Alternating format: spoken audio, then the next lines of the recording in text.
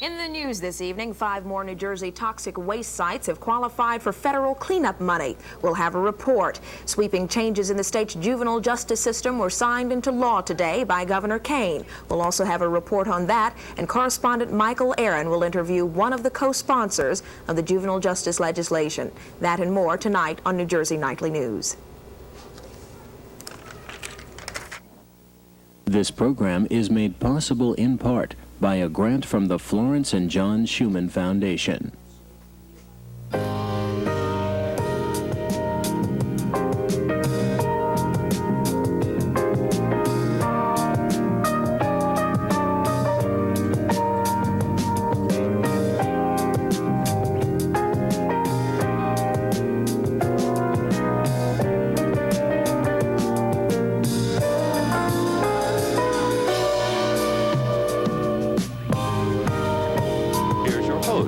Consumer Line, Susan Sikora.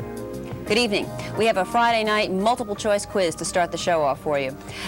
When something breaks at your house, do you A, buy a new one, B, call a professional repair person, C, become aggravated because you cannot fix it yourself, or D, cry? Well, maybe a basic tool chest can sort of solve your problems. And if you don't have one, we're going to give you some basic guidelines for buying tools this evening. I have 2 guests this evening, and they both come quite a distance. First, the educational sales representative for the Stanley Corporation from Doraville, Virginia, Fred Curry. And the national marketing manager for Black & Decker from Raleigh, North Carolina, John Casner. Nice to have you both here. Good to be here. Okay, first of all, hand tools versus power tools. What's the difference? Let's start with you, Fred. I would say that hand tools are non-powered tools. There is no source of power like electricity, air, hydraulics. They're manually operated, a tool that is used within the body muscles. Okay, now you can tell me about the power tools, John. I assume it's something that plugs in? Well, Fred did aptly put it. You, in hand tools such as these, you supply the power, the muscle power. Mm-hmm.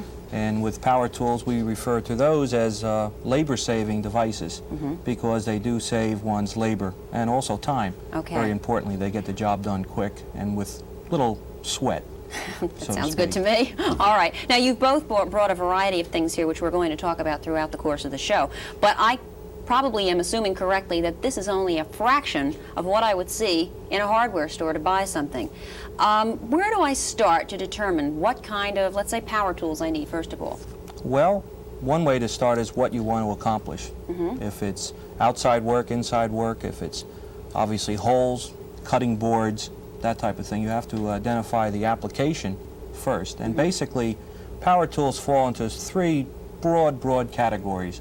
Hole making, sawing or making 2 parts out of 1 part, and finishing of materials. Okay. And once you identify one of those 3 categories, you could pretty much decide which category of tool you want to pursue. Okay, now Fred, I would assume that the hand tools that you have brought are a little bit less expensive than some of the power tools since they plug in.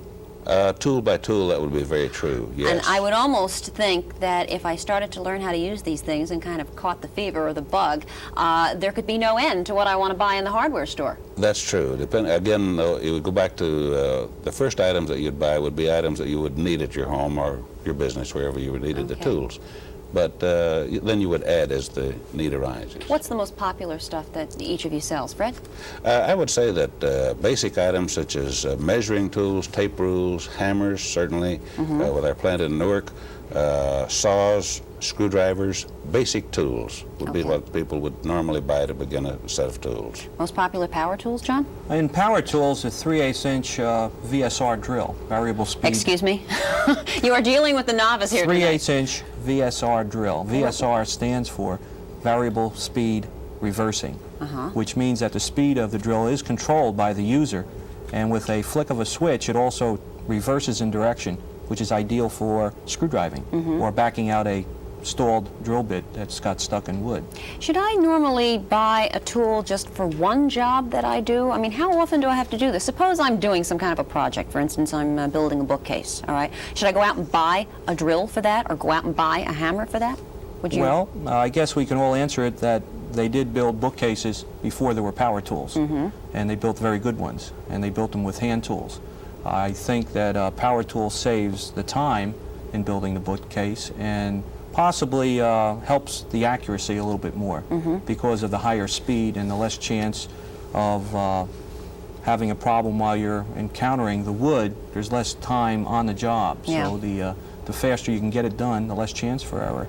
Suppose I'm going to set up a basic tool chest. I'm not going to get into building bookcases. I'm not going to build the house or do an annex on it or anything like that. I just want to be set for basic breakdowns if something goes wrong.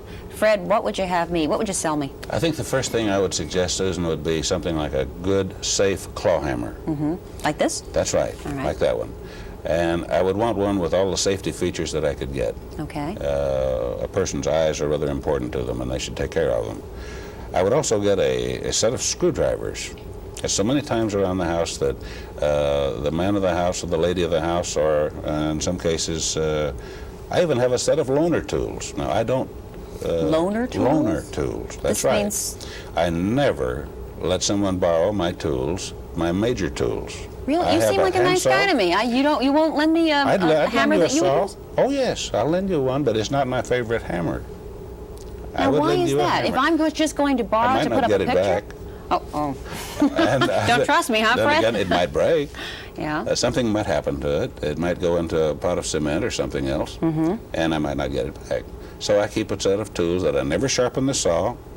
It cuts hot butter, but I do loan that one. My regular handsaw, no way. Do you lend out your power tools, John? I lend out most of my power tools. There's some that, depending on the skill of the person borrowing, I would not lend out too powerful a circular saw. It might be too much for them to handle. But drills are the most commonly borrowed tool as the most popular tool purchased. And then followed by that, it could be circular saws or reciprocating saws. We call them jigsaws. The market refers to them as saber saws. So there's many names that you have to be aware of.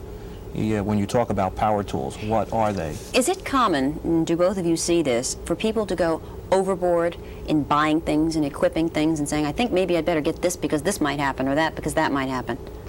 I have a tendency to do that myself. And I would say yes, that there is a tendency for people to do that if they enjoy using tools. If they're afraid of them, I think there's just the opposite effect. Yeah. They stay away from them. Okay. Now, in terms of setting myself up again with the basic tool chest for the few things that you had indicated before, Fred, how much money should I go into the department store or the hardware store with? I think you could buy quality tools in a basic set of screwdrivers, a hammer, a saw, certainly, and a good tape rule, much less than $50. Okay. Much less than $50. All right, that sounds good. We're going to come back and find out more about this, including how to use some of this stuff and what the standards are for when you are buying these tools. But first of all, if you have a question, give us a call. In the 609 area, it's 883-4652. In the 201 area, it's 249-5148. Stay with us. We'll be right back.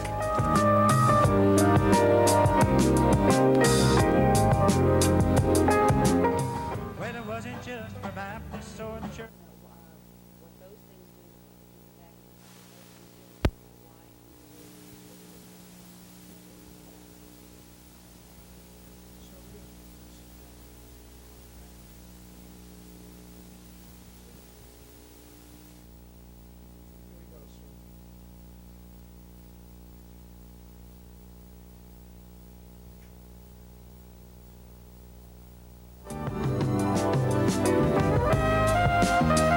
Welcome back to Consumer Line. I'm Susan Sikora, your host. If you joined us late tonight, we're talking about a consumer's guide to basic tools. And my guests this evening, I have two of them, and they've both come quite a distance. First of all, from the Stanley Corporation, Educational Sales Representative Fred Curry, and from Black & Decker, National Marketing Manager John Casner. Why don't we talk about some of the things you've brought, since you've come such a distance and so have these tools. Let's find out why they're good and what they do. Let's start with some of the power tools down there, John. Okay, Susan, let me start first with a drill, which is probably the first purchase of anybody when they're buying a power tool. All right. This one I happen to be holding in my hand is one of our best home use tools. And color gold distinguishes it as the best home use tool. There's 3 grades of power tools that we do market for the homeowner. The utility line tools, which are colored green, and I have them here with me, the orange color line is value plus, and it's for the more experienced end user. And of course the gold line is for probably the more sophisticated user of power tools, and then we'll recognize the many features. Now that's of just what power Black tools. & Decker does. Do other companies tend to color code things according to the degree of... Black & Decker is one of the few. Most other manufacturers elect just to go with one basic color for obvious economy reasons. Okay, now if I walk into a hardware store and I'm going to buy a drill and it's not color-coded according to proficiency, how am I going to know that that drill is not a little bit too advanced for my abilities? Well, there's one way is to look at the features on the tool. Basically, the basic drill has one speed and one speed only. The switch here basically is on and off switch. Okay. And you go from here and you look at on the drill itself either the label of the tool, which tells you most of the features of the tool, or on the other side of the tool there's more of the technical specs if you are familiar with what amps, horsepower, and ratings like that are. Okay, and what would I spend on a drill like that? On a drill like this you would probably spend at retail close to $60. Okay, so I better use it a little bit. So this one would be a more expensive tool. Okay, what else have you brought quickly so we Okay. can take a few calls? The next tool probably would be a form of a cutting tool, and here's where you have two avenues open to you. You can go to what we refer to as a jigsaw, which is a reciprocating moving blade up and down, which will cut wood but not fast. Or you can go, if I may grab this other saw Maybe here, yeah, if you can indicate it. Okay.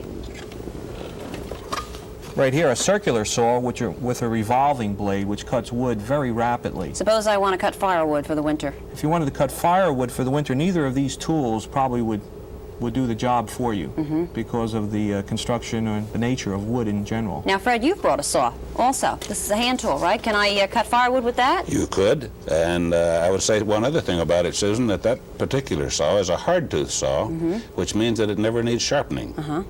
It's a new innovation, and it is on our one of our better lines of saws, but it has hard teeth. They're so hard that it's almost impossible to sharpen them. Is there any kind of test I'm supposed to do when I go into the store? I don't know why. I'd want to pick that up and kind of wiggle it back and forth. I think if I were Mr. and Mrs. John P.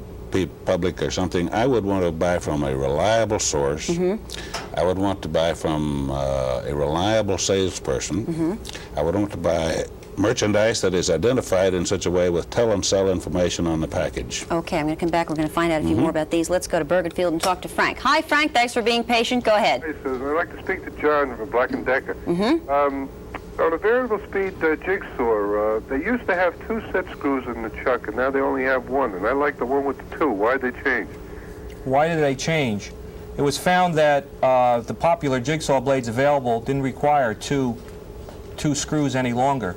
That was an accommodation years ago when there was many manufacturers of jigsaw blades, and there was a requirement to have the 2 screws in there.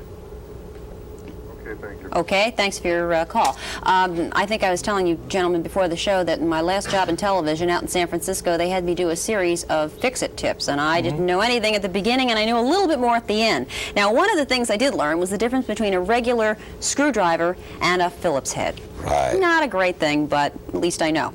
But I notice on the screwdrivers that you brought, Fred, that the shank is different. That's right. Why? We make round shank screwdrivers and we make square shank screwdrivers. And most of it is for the appearance of the tool itself, but the square shank offers one advantage that the round shank doesn't. An adjustable wrench or plier could be attached to the square shank on this one and get extremely heavy leverage, and the tool is made to do it. Okay, It's a what's Workmaster. this fancy stuff here? This looks like This a is nice something kind that of is thing to brand show new off. with so many of the fix-it work around the home these days, new appliances coming in with all of the parts bolted down or some of the parts bolted down. You need a wrench or you need a socket set. Yeah. Stanley has just come out with the Workmaster socket set with a consumer cost of slightly less than $40. This includes metric sizes as well as English sizes. Okay. So we have a reversible ratchet, an extension, a spark plug wrench, and metric sockets as well as English sockets. Are we all going to have to adjust to metric in terms Someday of what we the tool may world have is to, doing? but I don't think it'll be a big problem. Okay. I just don't think so. Let's go to Hohokus and talk to Fred. Hi, Fred. How you doing? Good evening. Question on that hard tooth saw. Is that carbide tipped and is it cross cut or rip? We make it in both the cross-cut and the rip, and it is not a carbide tooth saw. The actual teeth are hardened to such an extremely high hardness that this is where the hardness comes from. It's not carbide, sir. I assume it's Teflon covered? No, sir, it is not Teflon colored. I see. Well, one other comment. I've been trying for years to get a hold of an old-fashioned 10-inch monkey wrench. The only place I could find one was Brookstone. That may be about the only place. I don't know. Thank you for calling, sir. Thanks, Fred. Where do you recommend, gentlemen, that I buy my tools? Should I go to the hardware store? Should I go to a great big discount store? Or should I go to someplace like a specialty tool store, as Fred indicated? Well, in all deference to our many, many customers of our companies, I find that the best place on anything you buy is to go to some place that, as Fred pointed out, you have confidence in, that you can trust, and also that has a wide variety of the products that you intend to buy, so that they are familiar, with their selection. They have to be to stay in business and offer that wide selection. And obviously to find somebody that knows about the products themselves. But now, if I don't know a whole lot about tools and I've decided this is going to be an economy measure in my household for me to buy some basics and start fixing things myself instead of paying somebody X number of dollars per hour to come and do a simple job, how am I going to find the place? How much time do I have to go running around and finding who I have confidence in and all this? I think this comes from, a little bit of experimentation, but mainly just looking and checking with your neighbors and for their friends, finding out where they bought tools, where they bought equipment, maybe paint, paintbrushes, sandpaper, things like this. But did they have a good selection of tools? I need to buy a set of screwdrivers, or I need to buy a hammer, or I need to buy a saw. These are all important questions, and reliability with the source of supply, they will have an established form to operate. But am I safer in maybe the small neighborhood hardware store? Sometimes you would be, and sometimes you'd be safer in the larger one, because, as John said, you would have a greater selection, probably, with a wider variety of goods to be sold. And now, I assume that a lot of this stuff, I'm going to have to learn how to use it. Once I buy it and I think I've got the great product and I get it home, now I've got to figure out what to do with it and how to do it safely. Do a lot of people hurt themselves misusing tools? Not that many, really, because most people take time to read the information on the back of a product. I know your company, John, uses information as well as ours, too, to identify the product. If there's a safety caution, for instance, the face of this hammer has a safety feature that no other hammer has. It's an exclusive feature with Stanley, that this is rim tempered. The face of the hammer is actually hardened specifically to drive the nail. Then we temper the outside edge of the pole, just around the outside edge of it, just a fraction of an inch. But it softens or tempers that metal so that we would prefer to see someone have a scarred pole on their hammer than to see someone with a chip or excessive chipping. So it's a safety feature. Now, John, especially with the power tools, I would think there's a little bit more occasion to maybe misuse something and get hurt, obviously, by the nature of it. Is there any kind of regulation, for instance, by the Consumer Product Safety Commission, or do you set your own standards, and do most tool companies do that? Black & Decker sets its own standards internally before it will even market a product, which are higher than any standards that you and I would be familiar with as ordinary consumers. We obviously exceed any of the underwriters' laboratories, which are UL, and I think everybody is familiar with the UL symbol on most products. So we try to even achieve or exceed those standards. Okay, let's go to Bridgewater and talk to Tony. Hi, Tony, you're on Consumer Line. Go ahead. Thank you. I just want to know if the tools they sell in Sears stores, you got a Sears and Craftsman. It's the same kind? It's the same quality? I'm sorry, Tony, I can't really hear you. Could you repeat that question? The tools you saw in Sears? Right. The Sears sold this kind of tool. And it's a I assume about their line is what he's referring to in questioning. Sears' line of tools is called Craftsman, and they have, their tools are manufactured by various companies in the United States. Sears itself doesn't manufacture its own products. They are a retailer, and they sell many, many manufacturers' products. Okay? Thank you very much. Thanks for your call. How does the designing of a tool happen? Very, very carefully. First, the need is determined, and then an item is designed. Everyone in the operating committee has a voice in the identification of features, benefits, any of the hazards that may be there. It goes to a laboratory, it's tested, and just this week I have field tested some products which may or may not make it to the market. I don't know yet. Same with power tools? Same with power tools, although I would add that probably the time period between conception and actual in the store for sale is longer. It averages about 3 years. Because of the safety concerns? Safety, the testing, plus the high capital investment and tooling required to make motors and all the other elements. Suppose I get an idea for a great tool that I think I need and a lot of other people need. How do I let you guys know about it? Well, I think we both have people within our own companies that are willing to listen to you and respond and correspond with you. And above all, make sure that you're legally protected with your ideas. So I should get a patent or well, we whatever. advise you that what your rights are. We will not take your idea and But I should put it in writing instead of just letting maybe the local salesperson know in a hardware store? Yes. Okay. Let's go to Alan in Winfield. Hi, Alan. You're on Consumer Line. Hi, I have a question. For the average homeowner, they recommend the battery-driven type drills over the regular electric plug-in type drill. Well, Alan, obviously it depends on what you're doing with that tool. If you're doing a lot of outside work or if you're doing work away from an electrical outlet, obviously a battery-powered tool would be probably ideal for you. If you're in your workshop close to an electrical outlet or in a safe area, then an electric corded tool probably would be ideal. There's two differences. Battery-powered tools turn a lot slower as far as speed than electric corded tool. The reason for that is that the batteries are a fixed energy source, and that's the trade-off.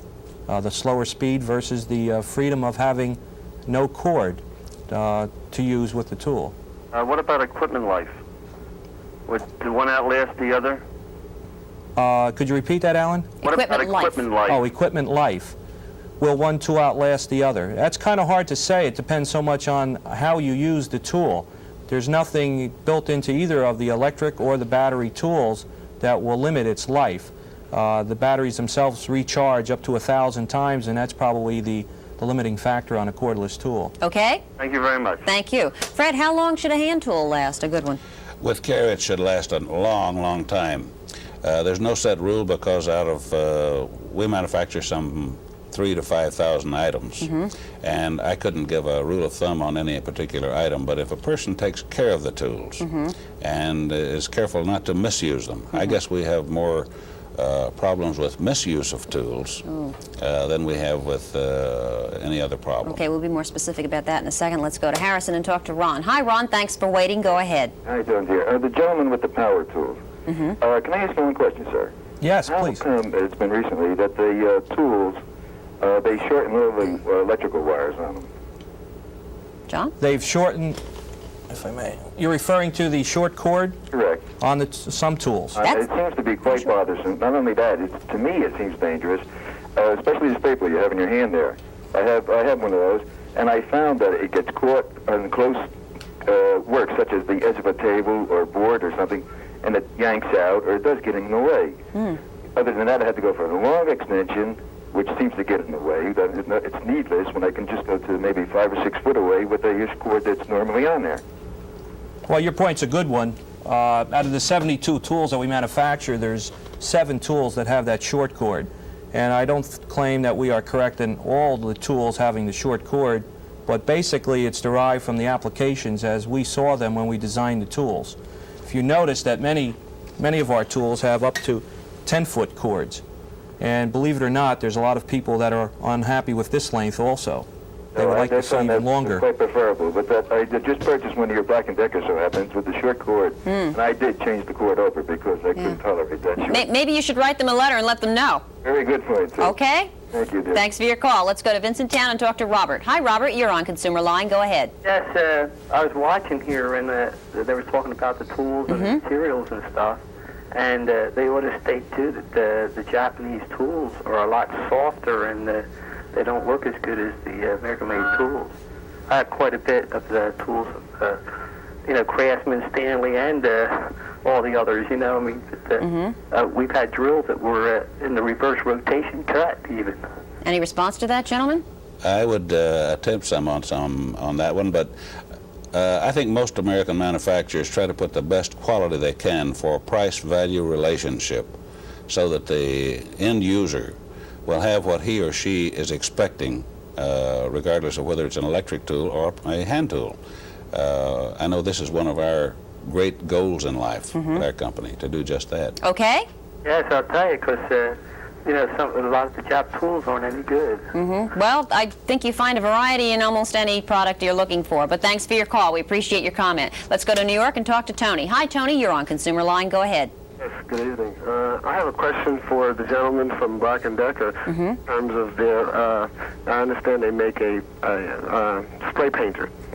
And I'm just wondering how effective they are as far as indoor painting, and just give me some information on it, because I'm thinking about buying one, and it's a tremendous investment. I wonder if they're more as effective as a brush and roller. And what price is he talking about, too, John?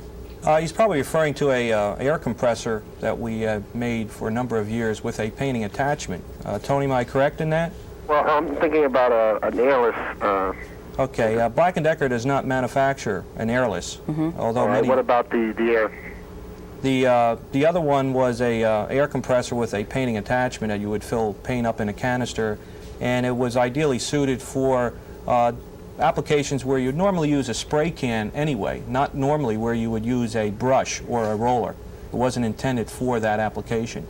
So if you think of where you would normally use one of those pressurized spray cans, that's where the Black & Decker system would be an adequate substitute for it. And what's the price of that? And the price had ranged anywhere from $59 to $89 retail. Okay. Okay, thank you. Good luck to you. Let's go to Willingboro and talk to Barbara. Hi, Barbara. You're on Consumer Line. Yes, I have a question regarding hand tools. And I'd like to know are there any tools available for use by women? And the reason I'm asking the question is I was trying to use recently a saw, and I found that I had a bit of difficulty with the grip on it. My hands seem to be too small. I'm not experienced in using a lot of tools. Fred's smiling. Go ahead. You struck a hot spot with me on that, Barbara, because this is something that's of great interest to us as a company and to me personally. I would go to a source of supply where they carried a wide variety of tools, and I would try to be sure that I had a chance to get the heft of a hammer, the feel of the handle of a saw, so that you get one that actually feels correct in your hands, and you'll find that it will work so much easier for you. Okay. Okay? Thank you. Thanks for your call. Will you show me the little test that you did with the hammer before the show to see if it's, I guess that's what you're talking about with Barbara just now. Give her a little test. Something similar to it, but we try to be sure that the hammer is balanced, and that is one section of a hammer is balanced against another section of a hammer, so that if the hammer is flipped rapidly, it will still not get out of control. The other thing is that we've seen people try to do various tests with a hammer on the claws. This is not as important as one might feel, but this balance is very important, extremely important. Last question for both of you. If I could buy only one power tool or one hand tool, what would it be? John? I would have to defer to the drill, since there are so many attachments that a drill could take. Although cutting would still be a problem, but you can do the sanding and all the various hole sizes that are popular nowadays, home security, installing door locks, etc. And Fred? I would try to steal a little bit and get in a